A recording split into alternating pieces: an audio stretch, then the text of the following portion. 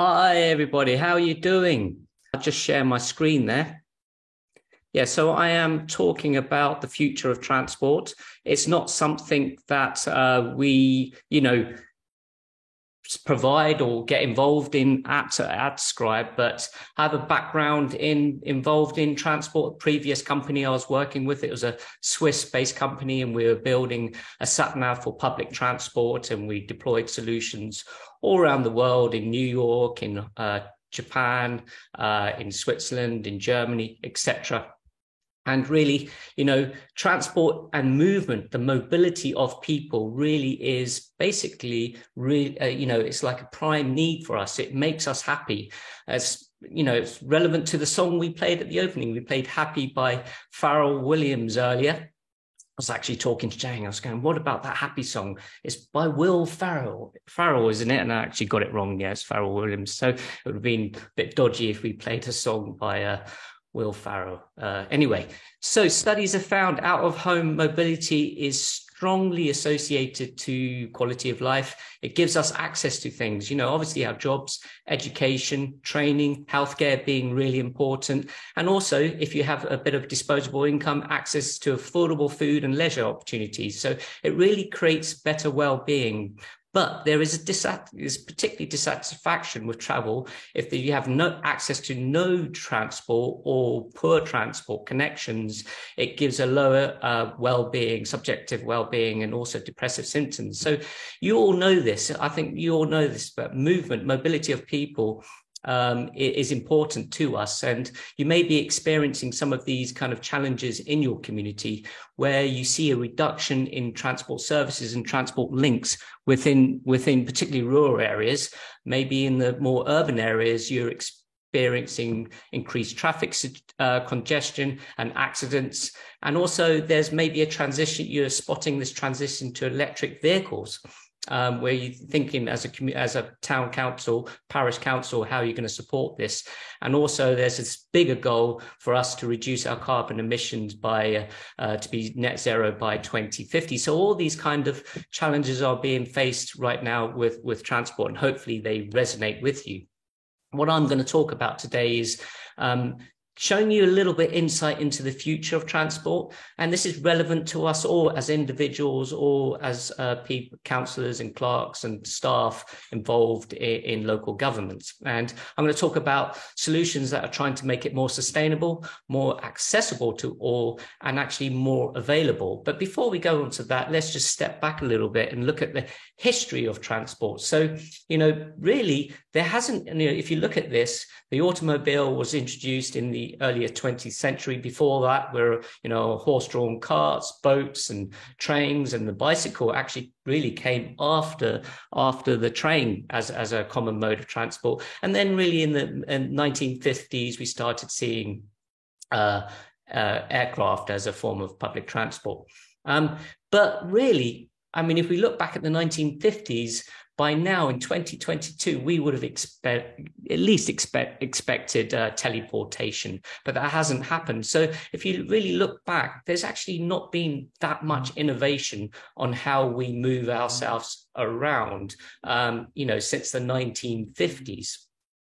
The biggest last disruption in how we move around is in the early 1910. I'm not sure if anyone has ever seen this image. It's a really great image of 10-year gap on Fifth Avenue in New York, and you can see where the Ford introduced the affordable car, and in the space of 13 years, it basically completely disrupted. On the left-hand side, you can see all horse-drawn carts. 13 years later, the automobile had basically taken over. And really, at that time, that was a wizardry on wheels. It was really something for the more affluent families, and it became more and more affordable for everybody to have this amazing way to travel. But actually, that car has caused us a lot of problems since then. It got to the point in terms of the use of public space, and when you're planning how public space is used, cars got prioritized on the top, not only in how they move, but also parking. And it's really shaped how cities, towns, and villages have been, evolved over the years. And, it's got to the point where in some urban areas, 10 to 20% of the area is dedicated to cars. There's a great statistic in New York. There's more space dedicated to sleeping vehicles compared to sleeping people. That's because, we only use vehicles 4% of the time. The 96% of the time, they're actually stationary. And then that 4% of the time, when we do choose to use them, we're actually 38% of our journeys are under 2 miles, and the average is 8.4 miles. And a lot of the time, it's just us sitting in that vehicle. So, that small time we do use them, we actually just do quite short journeys. And, one of the, big, most interesting statistics, also thought, about it, is that, the average vehicle is around 1,300 kilograms, and the average weight of a person is 70 kilograms. So, we're extracting all this energy from the planet to basically power this 1,300 kilogram vehicle, when we only require, the payload we're moving is normally, 70, depending if we have luggage, 70 to 100 kilograms. So it's hugely excessive and wasteful. In normal life, we don't behave like that. You have all that spare capacity in the vehicle that is not needed. When we, travel around and we have a bag, we don't carry loads of bags just in case we need it. So it's hugely excessive in terms of all the energy we're using to power that. And I'll talk more into that later. So where there is this big challenge for transport, there is big opportunity. And this is just a slide to show everything that's currently happening. There's so many companies in different assets of the actual vehicles, software, services that are trying to basically disrupt the car, disrupt the people and us that are traveling as a single occupant in a car that is powered by an internal combustion engine. So there's lots of activity happening all around the world. And also here in the UK, the government really see the opportunities in the future of transport, and they created this future of transport, future mobility zones, where they're experimenting with all these new modes of transport, which I'm going to dive into. And also this is a really interesting, really good move. The highway code was changed recently to prioritize the person, the individual, in terms of road users over all the other vehicles. And that is a really amazing move by the government. And hopefully over time, in terms of planning new infrastructure, also the individual and bicycles in particular, active miles, will be prioritized over vehicles. So I'm going to go into a few, I'll maybe introduce you to a couple of modes of transport that you're not familiar with. Everyone's familiar with mass public transport. So that's the, trains, trams, buses, ferries, etc. I'm going to talk about micro transit, and I'm going to talk about micro mobility. I'm not going to be talking about ride hailing, ride sharing, or self-driving cars. So ride hailing is, when you hail, it's basically taxis. Uber has made it a lot easier to do that via an app. Then ride sharing is when you share a ride with someone. You can do that in Uber using Uber Pool, but there's a lot of other companies like LiftShare. If you go to liftshare.com here in Norfolk, they're the biggest provider in UK, and you can share a ride to work. And then also self-driving vehicles. But I'm going to dive into microtransit and micromobility because they really, hopefully, you've already seen some of these modes in the areas you live.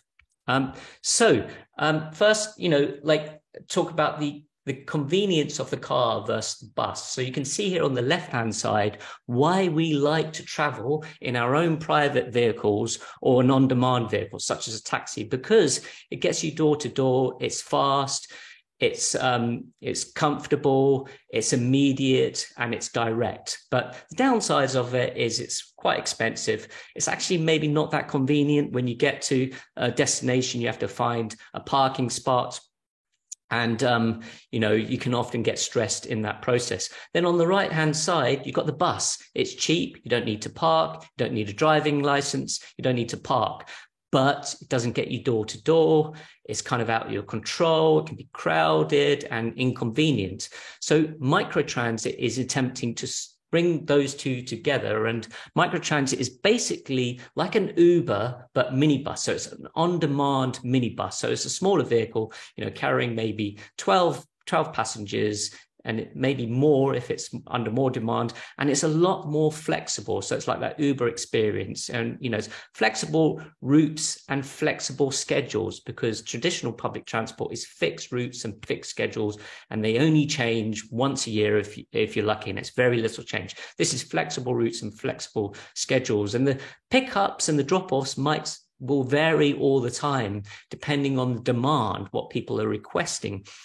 So that you might be lucky, it picks you out right outside your house, or you might have to walk a few hundred meters, maybe even a mile to a pick up and drop off point. But, that's far more convenient if, there was no vehicle there before. So it really does, actually, a lot of these services do complement mass public transport. It's really popular in the US. And basically it's filling the gaps. It's called, if you have holes which you might be experiencing in rural areas with lack of services or massive gaps, like 2 hours between a journey, these are called transit deserts, and it can fill the gaps in it. So it's deployed, over 100 microtransit services deployed in 40 states. And really, it's a really interesting statistic here is in Jersey City, 40% of all the rides are beginning and ending within 100 meters of affordable housing. So it's really enabling the underserved to get to their jobs, get to health, get to education, etc. Back in the UK, there are actually quite a lot of deployments. I was involved in a project in Wales, a company that was involved in a project in Wales, where Via Van is used in loads of parts. It's called Flexi in Wales. There's another example there in Sevenoaks. And also, actually, I was at the Yorkshire conference a couple of weeks ago, and I was talking to some of the councillors there, and there's talk of microtransit being deployed in Yorkshire. And also there's government guidance there now on what you can do if you want to deploy a demand responsive transport in your area. I'm just going to grab a quick drink of water. There you go. So that's microtransit. Look out for it. It's a company called Via, is the most popular. It used to be called Via Van. You should see it. And it's definitely a great solution to, if you are having services that are being reduced, if you see your district or county council looking at deploying something this, you want to encourage, look into it. Then we're going to go on to micromobility. So micromobility are small electric vehicles. And, we don't always want to use public transport. We still want the convenience of being able to get from A to B in our own vehicle. And this is these are being touted as a great solution to be able to move you from A to B without using a big vehicle. So they're basically classified as any, human powered, a bicycle, or electric powered, weighing less than 500 kilograms. A lot of the time they're actually accessed through a shared service, or they can be privately owned. They do a great job at solving road congestion, because using a smaller vehicle to drive around, not taking up all this space with a vehicle, reduces air pollution because it's electric. And most importantly, it's right size solution. So for e-scooter is an example of micromobility. They weigh between 8 and 15 kilograms, so the payload is, average 70 kilograms, and you're using a vehicle that's smaller than that, 8 to 15 kilograms. So that energy you're extracting from the planet to power that is a lot smaller. So it's a right size solution, and it can be affordable. So here is an example of a whole bunch of they're called different form factors. They're actually called devices in kind of the industry. They're almost like thought of, because they're electric, you can't see that, it's my mobile phone there. So obviously you've got the e-bikes, e-scooters, mopeds. Then there's all kinds of, in different parts around the world, they're experimenting with all kinds of other modes, so hoverboards, skateboards, and those are powered skates there. So there's a lot of innovation happening on the different electric vehicles. And also, there's been a challenge around them, they've been criticized, being not accessible. And Lime, one of the world's biggest micro-mobility providers, which have a lot of deployments out in UK, particularly all the cities, where you can order your ride via an app. They're experimenting with different electric vehicles for different accessibility needs. And not only, I'm going to do a little bit of self-driving here, but also there are other small electric vehicles, self-driving ones. I don't know if anyone's been to Milton Keynes. I was there a couple of weeks ago seeing a customer. These are basically delivery bots that you can call on demand. They're self-driving. They only drive at 4 miles an hour. They're very edgy, so if they see it, they'll basically stop if they see an obstruction or anything like that. If they cannot kind of navigate the environment they are in, they actually get transferred to a remote driver, so a human will actually drive it like a computer game if it's in a current situation, and they can be used for delivering food, package delivery, room service, hospitality, humanitarian logistics. There's so much they can be used for. And definitely for elderly, they're quite useful. This picture of this lady getting a shopping, they're environmentally friendly, affordable, and they increase safety, because no longer you have all these vehicles driving all around the city, doing all these deliveries.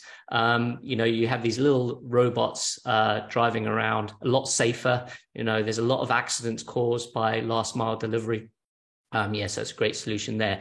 So that's kind of all the different, solutions out there in these electric vehicles. Before I actually go on to examples in the UK, again, it's a space to watch. There is innovation happening this in year in, year out. And you can see a selection of different vehicles there from different providers. And that one, the most interesting one, is that little white one. They're super popular in China. They're super cheap, and they're a small vehicle. You don't get wet, and they're very lightweight, and very efficient way to move around, and very popular amongst the over 60s. So we are seeing people, deployments here in the UK. They got very popular in the pandemic. They were, because they're a safer way to move from A to B with no contact with people. There's examples there in Lincolnshire. In Norwich, we've had quite a few deployments of e-bikes, and then bikes that you cycle yourself, and then also e-scooters, and really great statistics there that they over the period that it's been running, they think that 28% of trips replace a car or van. So people who would have taken a car or van or motorbike or moped use these small electric vehicles instead. And also in the example there in Milton Keynes, they think that that's replaced 280,000 car journeys. So that's total 500,000 miles have been taken off the road and replaced by these what are becoming cute little delivery bots. They apparently now even sing to you. So they're very inoffensive, and much better than these delivery cars driving everywhere. So, so that's kind of, I covered up micro transit and micro mobility, and that's kind of also changed what we kind of regard as like a station, let's say. And you may have heard of mobility hubs, particularly, in, any town or village where you've got your bus station, and that's kind of growing to support all these new modes. So you can go to this mobility hub. Not only you'll have other ancillary services like a coffee shop, etc., but you'll have somewhere to charge your vehicle. You'll be able to pick up a bike share, pick up an e-scooter, pick up your Amazon delivery kind of solves, you know, the last mile problem. So it's a central hub there, you know, so, you know, it's offering all these modes of transport. So you are able, we're getting to the point where, particularly, you know, more in the urban areas, you're able now to move from door to door on these different modes of transport. And in some countries, they're even making it possible with the buses that externally you can, like your skis, when you're on a ski lift, you can kind of place your e-scooter on there, so you can get your e-scooter easily, you know, for maybe the 2 miles to the bus, and then pop it on the bus, and then at the other end pick your e-scooter off. So no longer you think, oh, I'm going to drive on the car because it's much easier. I'm going to have my small electric vehicle to get to the shared vehicle for the first mile, and then at the other end for the last mile, I can also use my small electric vehicle. So it's actually fun and environmentally friendly way to move. I mean, at the moment in UK, that's not possible. These small electric scooters are illegal, but that's why the government are doing these future mobility zones, where they're doing these pilot studies. You would have seen them in all the cities and maybe some towns around the UK where they're testing them. The only way you're allowed to legally drive them is using these shared services. You're not allowed cell phone at the moment. So there is also examples of mobility hubs. I can show here, west of England, Plymouth. I was talking to Plymouth when my previous company, they're looking at deploying them. And there's also the first one actually live in London. So along with that, you guys, I'll do a little bit on charging infrastructure, and I'll give a little bit of time for questions. So you also you may be looking at providing electric charging infrastructure. There's basically 3 kind of levels to it. The simple one is the extension lead, normally for home or office. Then you've got the pop-up chargers. This is kind of what you may be, you've got the lamppost or installed charger, that you might want to be putting in. The lampposts are obviously everywhere. Then an installed charger may be in your car park or village hall, etc. And then you've got the full installations, the purpose-built ones. We're told that Ubertricity is a company that basically do it free of charge. They can retrofit your lampposts to support electric charging. So there's one to look at. But yeah, so that's kind of a wrap. What I didn't talk about is self-driving vehicles. They're also super interesting. I can't wait till self-driving vehicles are everywhere. I think in 20, 30 years time, we will think it was crazy we allowed humans to drive vehicles. Autonomous vehicles, they don't get tired, they don't get stressed, they make mistakes, but they can be corrected, and those mistakes won't be made again. There's a lot of live deployments, particularly in retirement villages, as this screenshot here in the US. And there's a couple of real deployments here in the UK. I haven't talked about the Hyperloop, Elon Musk and Richard Branson's effort, and also personal electric flying vehicles are even there's innovations around that. And then also Amazon delivering parcels via drones. And that actually that's a real shot there, because they have a test facility in Cambridge and a team there doing drone deliveries. Cool. So lots happening anyway. That's kind of a wrap. Hopefully you found it interesting on a sort of personal level, what's happening, because you'd have seen these things happening already out there, and they also might be relevant to kind of the decisions you might need to be making.